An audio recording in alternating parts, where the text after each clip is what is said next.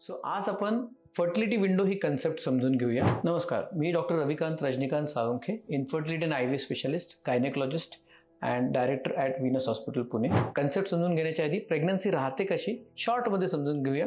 हे female reproductive system आहे, स्त्रियांचं रिप्रोडक्टिव्ह सिस्टीम. सो गर्भाशय, 2 फॅलोपियन ट्यूब्स आणि 2 अंडाशय.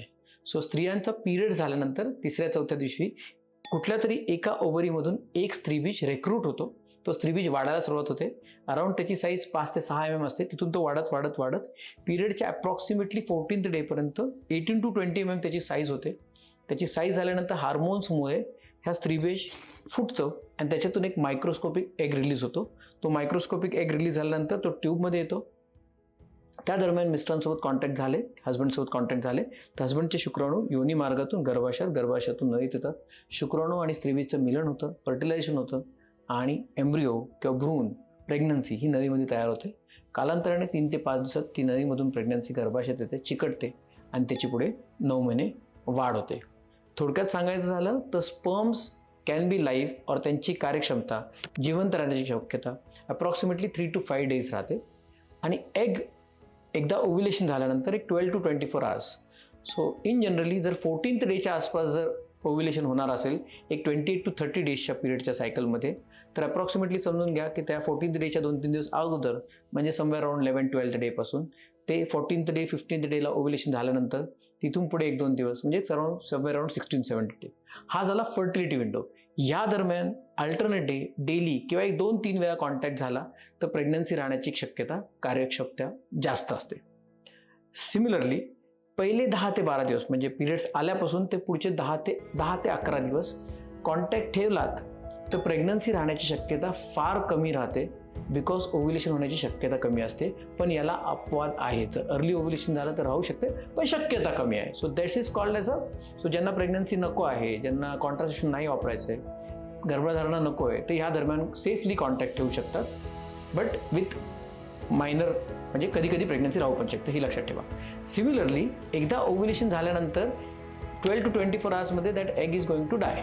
तो त्याच्यामुळे एक 17th 80 डेपासून ते पुढचे पिरियड असतो म्हणजे पुढचे 10 ते बाई याच्या आधी 10 ते 12 दिवस प्रेग्नन्सी राहण्याची शक्यता कमी असते. ऑफकोर्स याला पण अपवाद आहेत. लेट कन्सेप्शन, कधी कधी स्त्रीबीज नकळत 18व्या दिवशी 20व्या दिवशी सुद्धा स्त्रीबीज वाढून फुटू शकतो.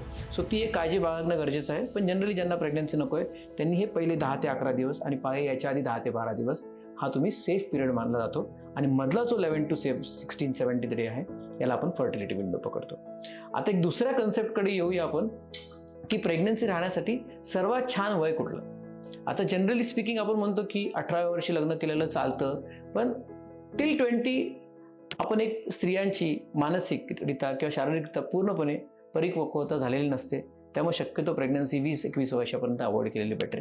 Best age to conceive is 20 to 30. ह्या दरम्यान शिक्षण झालेलं असतं, मानसिक परिपक्वता आलेली असते, शरीर सगळ्यात छान असतं, ओव्हेरियन रिझर्व चांगला असतो, युट्रस हेल्दी असतं, इन्फेक्शन्स नसतात. ह्या दरम्यान प्रेग्नन्सी राहण्याची शक्यता सगळ्यात जास्त आहे. आणि राहिली तर ती हेल्दी होऊन आपल्याला छान बाळ 9 महिन्यानंतर मिळण्याची शक्यता पण जास्त आहे. बिकॉज ह्या ज्या बाकीच्या गोष्टी आहेत, डायबिटीज, हायपरटेन्शन, या होण्याची शक्यता पण कमी आहे. Similarly after the age of 30 आता मात्र थोडेसे प्रॉब्लेम सुरू होतात. 30 to 35 ओके आहे एज, परंतु इथे थोडासा तुम्हाला प्रेग्नन्सी राहायला स्लाइटली डिफिकल्टी येऊ शकते. It is not the ideal age probably for at least for the first pregnancy. Second pregnancy probably okay आहे.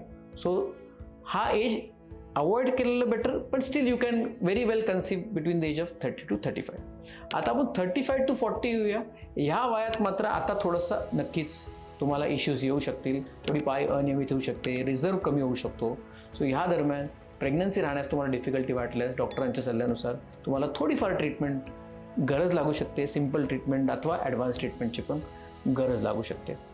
शेवटचा वयोमर्यादा म्हणजे after the age of 45-40 pregnancy राहण्याची शक्यता आता मात्र फारच कमी झालेली असते. असं नाही आहे की नाही राहत, पण it's a very rare thing or very difficult thing to conceive after the age of 40. So या दरम्यान जर तुम्हाला प्रेग्नन्सी पाहिजे असेल तर मात्र तुम्ही ट्राय करून नाही राहिलात प्रेग्नन्सी, तुम्हाला fertility treatments, advanced options, IVF, test tube baby ह्या सोयींचा किंवा ह्या गोष्टींची तुम्हाला गरज लागू शकते. सो ह्या 2 गोष्टी आपण आज समजून घेतल्या. एक म्हणजे fertility window and what is the ideal age to conceive. So या दरम्यान तुम्हाला कुठेही काही डिफिकल्टी वाटत असेल, कन्सीव्ह होण्यामध्ये काही डिफिकल्टी असेल किंवा तुमचे काही प्रश्न असतील तर तुम्ही कधीही व्हीनस हॉस्पिटल पुणे इथे येऊन सल्ला घेऊ शकता. थँक्यू.